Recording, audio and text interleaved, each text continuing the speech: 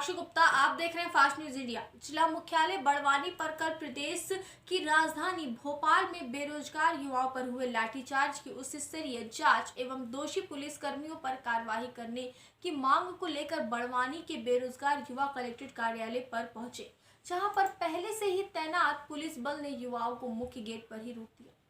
आक्रोशित युवा गेट पर ही धरने पर बैठ गए और 1 घंटे तक नारेबाजी और धरना प्रदर्शन किया। आदिवासी छात्र संगठन के प्रदेश अध्यक्ष प्रकाश बंडोड ने बताया कि मध्य प्रदेश सरकार पिछले 4 सालों से कोई भी वैकेंसी नहीं निकाल रही। प्रदेश के सरकारी विभागों में लाखों पद खाली पड़े हुए हैं। वैकेंसी नहीं निकालने के कारण जो युवा कंपटीशन एग्जाम की तैयारी कर रहे हैं वे युवा ओवर एज होते जा रहे हैं। कोई युवा रोजगार नहीं मिलने से डिप्रेशन में आकर आत्महत्या भी कर रहे हैं। बड़े दुख की बात है कि अपने आप को मामा कहने वाले प्रदेश के मुख्यमंत्री शिवराज सिंह चौहान ने रोजगार मांगने गए अपने भांजियों पर लाठी बरसाई। महिलाओं के साथ अभद्रता की गई, उन्हें मारा गया और पीटा गया। क्या लोकतंत्रिका देश में संवैधानिक दायरे में रहकर अपना हक मांगना गुनाह है? जो रोजगार मांगने वाले बेरोजगार युवाओं पर FIR दर्ज की गई है। माननीय प्रधानमंत्री नरेंद्र मोदी ने चुनाव से पहले वादा किया था कि उनकी सरकार आने पर देश के युवा को प्रति वर्ष 2 करोड़ रोजगार देंगे, लेकिन आज मोदी जी जितने भी जो सरकारी सेक्टर थे उन्हें निजी हाथों में देकर हम युवाओं का रोजगार छीन लिया है। आने वाले समय में युवा इसका जवाब अपने वोट से देंगे। देखिए अमजद मंसूरी की यह रिपोर्ट। शिवराज मामा की सरकार है, डरावनी है। खून लोगों के लिए नीचे निकल रहा था। साथियों, हमारी माता बहनें थी साथ में, कोई एक महिला कांस्टेबल नहीं थी।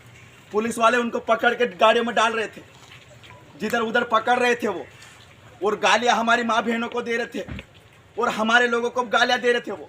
वहाँ का मंजर देखने वाला साथियों आज तक इतिहास में कभी हुआ नहीं होगा ऐसा। पिछले बार कांग्रेस ने ऐसा कार्यक्रम किया था, किसी को इसी का बर्बरता नहीं की गई, लेकिन किन के ऊपर की गई है?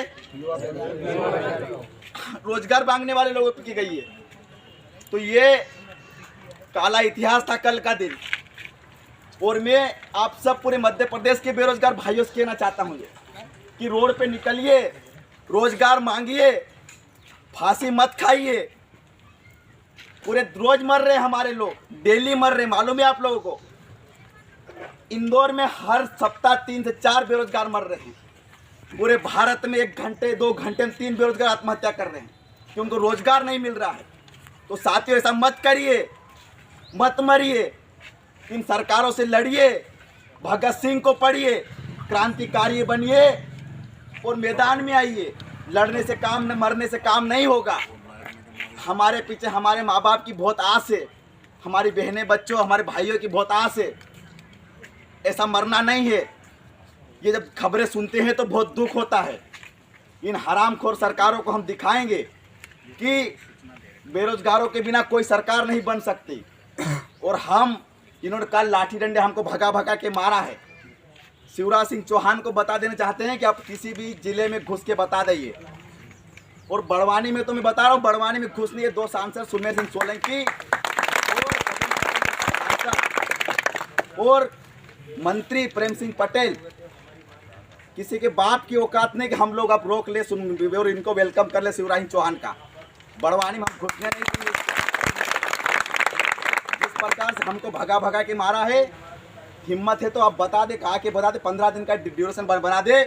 और RSS के गुंडे और भाजपा के गुंडों इनको कह देना चाहता हूँ, तुम्हारे में दम हो, तुम असली माई के असली बाप के पुत्र हो, तो शिवराज सिंह चौहान को 15 दिन के अंदर तुम बड़वानी बुला के बता दो। बड़वानी में घुस के बता शिवराज सिंह जिस प्रकार से मारा है हमारे लोगों को, आज तक किसी को नहीं मारा। घसीट रहे थे वहाँ पे, कुत्ते हमारे पीछे लगा रहे थे। अरे हम तो बाद में सब अलग अलग भी हो गए थे। कोई चाय की दुकान पे था, चाय की दुकान में पटक के मार रहे थे। केस दर्ज कर लिया हमारे खिलाफ। ये सरकार है, ये सरकार नहीं है। ये गुंडे भरे पड़े थे भोपाल में, और गुंडों की सरकार है ये शिवराज सिंह मामा, आज से इनको शिवराज सिंह नहीं बोलेंगे, इसका नाम शौराज सिंह है। ये मुर्दों पे राजनीति करता है। रोज के हमारे लोग मर रहे हैं, रोज की कहीं न कहीं खबरें आ रही है। तो ये शौराज है, जो शवों पे चल के मुख्यमंत्री बना है ये। तो साथियों, मरना नहीं है। और जो घर से देख रहे हैं, आइए लड़िए, अगर लड़ेंगे नहीं तो नहीं मिलेगी नौकरी। ये सब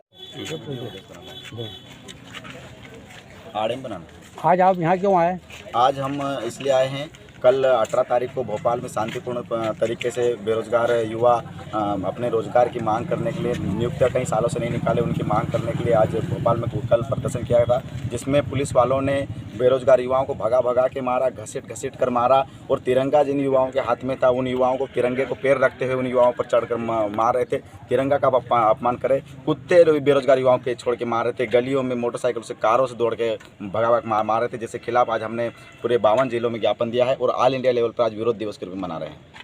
जैसे तिरंगा के ऊपर आपने बताया है, तो क्या इसके विरुद्ध आपने किसी प्रकार की शिकायत या एफआईआर दर्ज करवाई क्या? हाँ, इसके लिए भी उन पुलिस वालों का हम डिटेक्शन कर रहे हैं, जैसे हमको नाम मिलता है उनके खिलाफ भी हम ज्ञापन देंगे। अच्छा, इसमें कोई लड़कियां भी थी क्या? हमारी माता बहनें बहुत सारी थी, उन माता बहनों को लेडी कांस्टेबल होना चाहिए उनको उठाने के लिए, लेकिन माता बहनें को पुलिस वाले उठा रहे थे, और वो पुलिस वाले भी ऐसे गाली माँ बहन की उनको की पूरे गाली जोर जोर से गाली दे रहे हैं। उनके वीडियो भी हमारे पास है, और अन्य बहुत ही गलत प्रकार से वो बोल रहे थे और मार रहे थे, एकदम ऐसे सपाटे जो जोर से, कई लोगों कहीं चोट हाथ चोट आई, माथे पे आई, पीछे से ठूसा ऐसे उससे ठूस रहे थे, इस प्रकार से मार रहे थे। अच्छा, इसमें कुल कितने लोग घायल हो रहे हैं, कुल कितने लोग भर्ती हो? क्या हजारों लोग कल घायल हुए हैं और 250 लोग समथिंग इन्होंने नामजद एफआईआर दर्ज करी है। नहीं तो घायल घायलों को हमने हॉस्पिटल भी ले गए थे, हॉस्पिटल में उसके बाद प्राथमिक ट्रीटमेंट करवा के उनको वापस लाए थे, और सवेरे जब हमने बहुत से लोग हमने वो सिटी वो करवाया था, जांच करवाई थी, तो कुछ लोग फ्रैक्चर लगा है, नॉर्मल किसी को कम फ्रैक्चर, कभी किसी का अधिक फ्रैक्चर, ऐसे करके फ्रैक्चर है।